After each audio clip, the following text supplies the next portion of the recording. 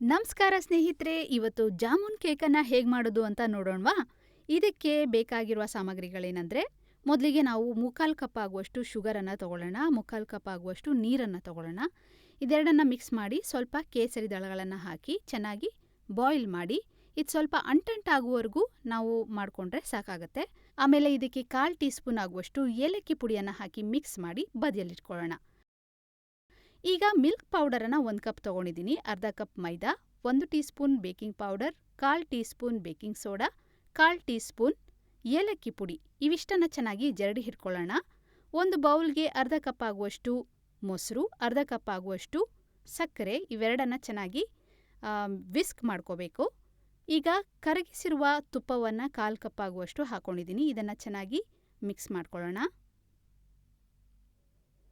ಈಗ mix ಮಾಡ್ಕೊಂಡಿರುವ dry ಇಂಗ್ರೀಡಿಯೆಂಟ್ಸ್ನ 2 ಬ್ಯಾಚಸಲ್ಲಿ ನಾನು ಹಾಕ್ಕೊಳ್ತಾ ಇದ್ದೀನಿ. ಈಗ ಎರಡನೇ ಬ್ಯಾಚ್ ಹಾಕ್ಕೊಂಡಾಗ 1/4 ಕಪ್ ಆಗುವಷ್ಟು ಹಾಲನ್ನು ಸ್ವಲ್ಪನೇ ಕನ್ಸಿಸ್ಟೆನ್ಸಿ ನೋಡಿಕೊಂಡು ಹಾಕ್ಕೊಳ್ಬೇಕಾಗತ್ತೆ.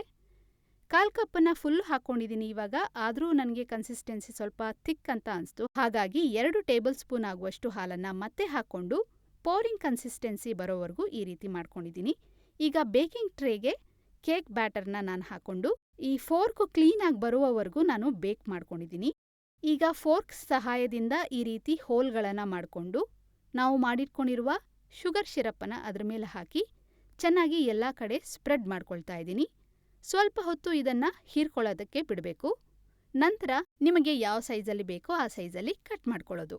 ನೋಡಿದ್ರಲ್ಲ, ಜಾಮೂನ್ ಕೇಕ್ ಈಗ ತಿನ್ನೋದಕ್ಕೆ ರೆಡಿಯಾಗಿದೆ. ನಿಮಗೆ ಟೇಸ್ಟಲ್ಲಂತೂ ಯಾವುದೇ ಡಿಫ್ರೆನ್ಸ್ ಇರೋದಿಲ್ಲ.